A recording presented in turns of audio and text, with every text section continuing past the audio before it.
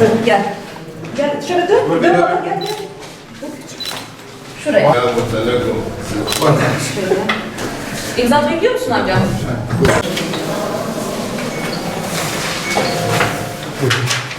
Taşıyı geri getir. Tamam.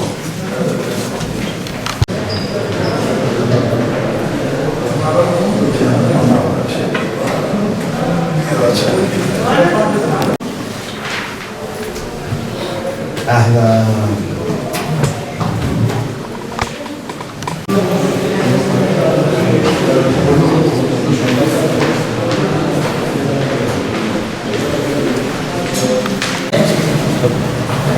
Però facendo una cucinetta.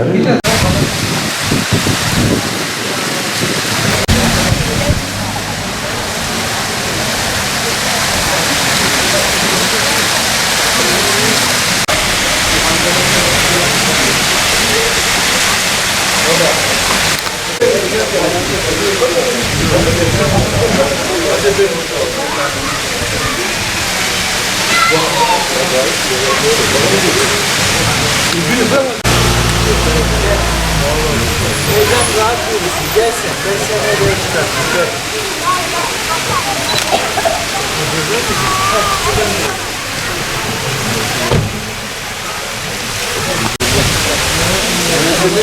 İnşallah.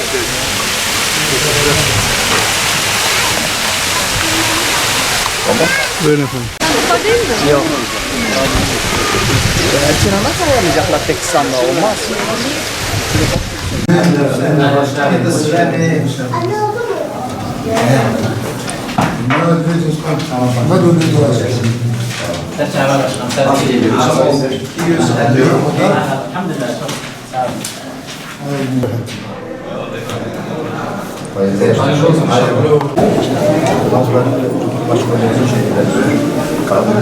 Bu tarafa alabiliriz. Koridoru kapatmayalım.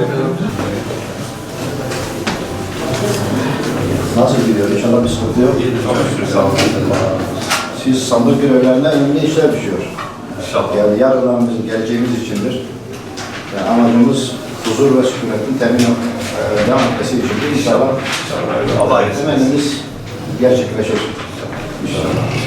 Kolay gelsin. Öncelikle bu önemli seçimin memleketimize, ülkemize, tüm İslam alemine, tüm insanlığa hayırlar getirmesini temenni ediyoruz.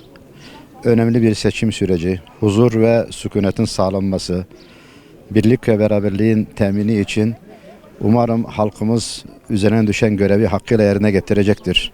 Bu konuda şüphemiz yoktur. Bizler uzun bir süredir sahadayız. Halkın genel olarak nabzının iyiye doğru gittiğinin bilincindeyiz. İnşallah temennimiz kazasız belasız ve halkın hür iradesinin sandıklara yansımasıdır. Bu konuda halkımızın gerekli hassasiyeti göstereceğine inanıyorum. Teşekkür ediyorum. İlk oyumuz değil. Dolayısıyla bu da ikinci oyumuz gibi bir şey oldu. Çocuklarımla, eşimle beraber geldim.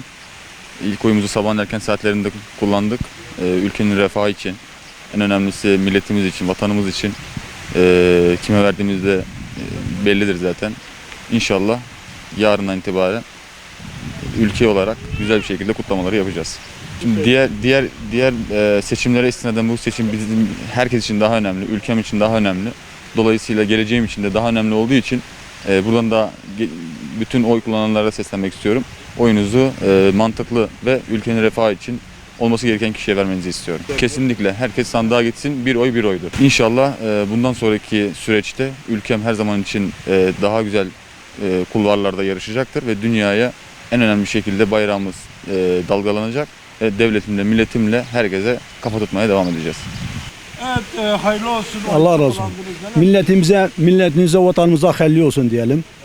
Allah muvaffak etsin. Bütün milletimize hayırlı uğurlu olsun. Çok güzeldir. Allah hayrımızı hayretsin inşallah. Tabii ki heyecanlıyız, ne de olsa heyecanımız var yani. Olmaz değil yani. Çünkü ben bir şekilde eşim olsun ben olayım hayatımızı bir şekilde sürdürür olduk. Bizim için önemli olan şu doğan bebeklerimiz, geleceklerimiz.